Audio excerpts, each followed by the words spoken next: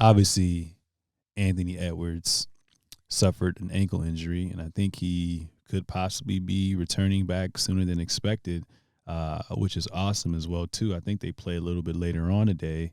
It looks like they're playing the Golden State Warriors, and that's going to be a definite dogfight. This is why I like the playing though. This is exactly why I like the playing, because it forces teams who are going to tank to up it up a notch.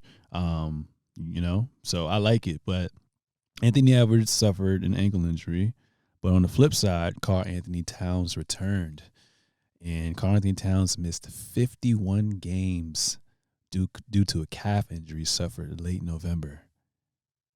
At first, I thought it was an Achilles.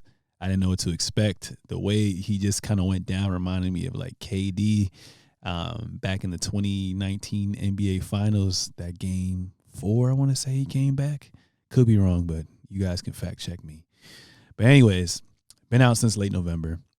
Missed 51 games, but he returned versus the Hawks, and in limited minutes, he looked pretty good, looked pretty aggressive. One of those things where you haven't played him in a long time, so you kind of got to get a feel for how to play against him.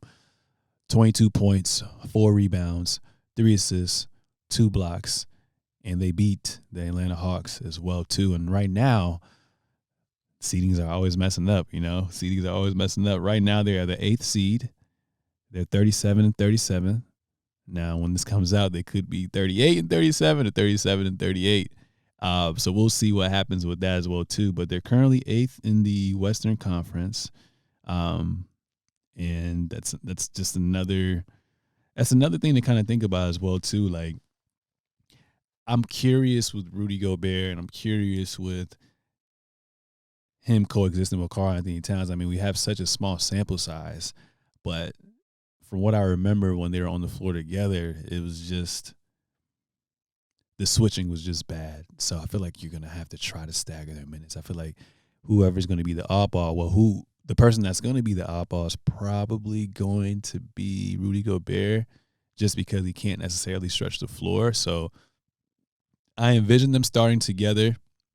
They're trying to do their Tim Duncan and,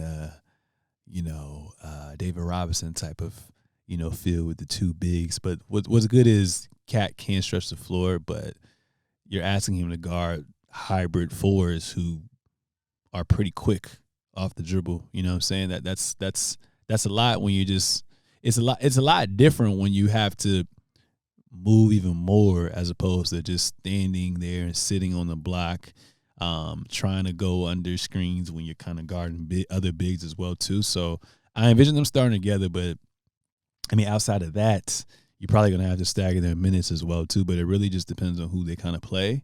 But I wouldn't be mad if they go back to the playoffs as well too. But I'm just kind of looking at this roster. I mean, Anthony Edwards, hopefully, like I said, he can come back real soon. You got Anthony Edwards, Karl Anthony Towns, Rudy Gobert, Mike Conley, Jaden McDaniels, Nazir Reed. I mean, Kyle Anderson, Taurean Prince. They got some Austin Rivers. They got some weapons. But are those weapons good enough to get you to where you want to be, which is 1, in the playoffs, and then 2, can you make noise in the playoffs and get to the next round? I just don't see that happening with those guys. So that's just going to be a tough one as well too. But if I did have a dream case scenario, it would definitely be, see, we talked about this a couple of episodes, right? With the Dylan Brooks versus the Draymond Green, and then Ja Morant situation, Memphis versus the Warriors. Like, ideally, that would be a great first round matchup, but I wouldn't mind seeing that rematch. Obviously, Pat Bev's gone, D'Angelo Russell's gone, Vanderbilt's gone, Monk's gone, but it would be cool to see a part 2, the sequel of Minnesota Timberwolves going up against the Memphis Grizzlies as well too. So Memphis should have beat them last year, but they just played some sloppy basketball as well too. You can tell that they were a little inexperienced. But that would be the dream situation to see those two kind of go at as well too. But now it's going to be great to see Anthony Edwards doesn't have to necessarily do a little bit of too much all around game. I mean, obviously still kind of stay true to yourself, but you got literally a bona fide all-star. You can argue he's a top 5 big right now. I mean, Joel's number 1. Embiid's number 2, AD number 3, and then you can slide him at number 4 if you want to. So that's an extra added boost for that Minnesota Timberwolves team. I'm just worried about how they're going to figure things out defensively, but it's going to be interesting to see how things kind of just pan out moving forward as well, too.